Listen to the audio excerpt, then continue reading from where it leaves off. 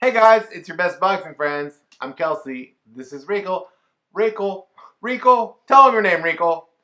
I'm Rachel. Oh, that's right, not Rico. Why did I think your name was Rico? I don't know. We've been married for almost 15 years, right? Yeah. Celebration, Star Wars music celebration. You know, Rachel, this is a huge week. It's the week anniversary. No, it's not a week anniversary. It's fight week. It's fight week for Wilder Fury too. Yeah, last week was fight week Eve. And so it's complicated. You know, we as boxing fans, I'm sure you guys share this. I get excited fight week. You know, I'm like, oh, it's fight week. Like, I'm so looking forward to Saturday. I'm excited about it. If you follow my work at bookies.com, you know that I picked somebody to win the fight.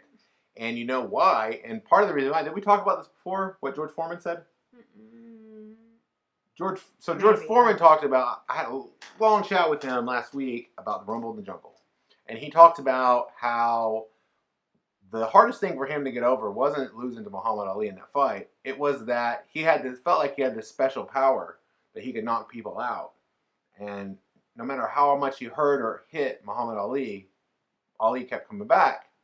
And that thing, in his mind, being gone after that fight, he lost it there in Africa, screwed him up way worse than just catching his first loss of his career. And so when I heard him say that, I started thinking about Deontay Wilder. Now, it's a little different situation, except that it kind of isn't, because Deontay Wilder had knocked out every other opponent he had ever faced, except one. Okay, he didn't. When he won the WBC vacant title belt against Berman Stavern, Deontay broke his right hand in that fight. So he didn't win that fight. But he didn't break his right hand against so what you're Tyson saying Fury. Is that Fury ate it and got up. Is that the fact that he delivered his signature thing. Yeah. He went into celebration mode. If you rewatch it, he's celebrating, and then this guy he did it, rises. But Fury got up, and then it was a draw.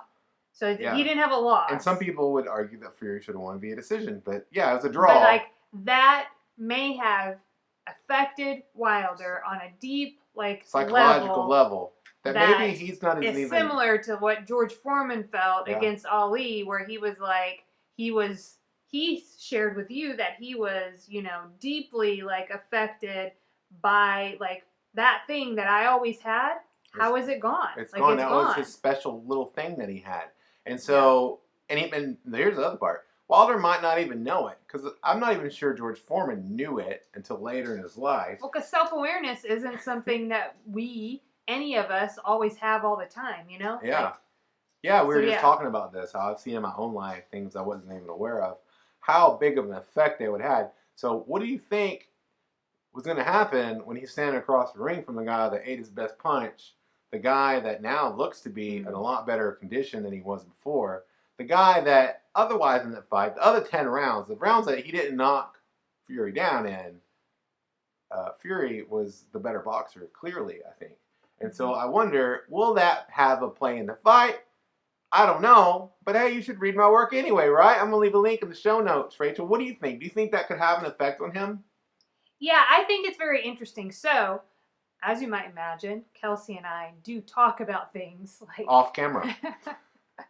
And he told me this whole thing that George Foreman told him, and I didn't connect the dots, because I was like, I don't like in my head, I was like, well, if I didn't have like the wherewithal for these words to come out of my mouth to ask you to clarify, but I was like, I don't understand, because Wilder didn't lose, and like I don't get it. Like, but now like I get it. I'm like, oh yeah, like when I replay that in my head, Wilder hit Fury, he unloaded the knockout punch that would have eliminated any other opponent. That always had. Thought that it had eliminated his opponent. He, you know, I'm in my head, is this correct? Like, I'm imagining Wilder jumping up on the corner on the ropes, like standing up, like how fighters do when they just like won.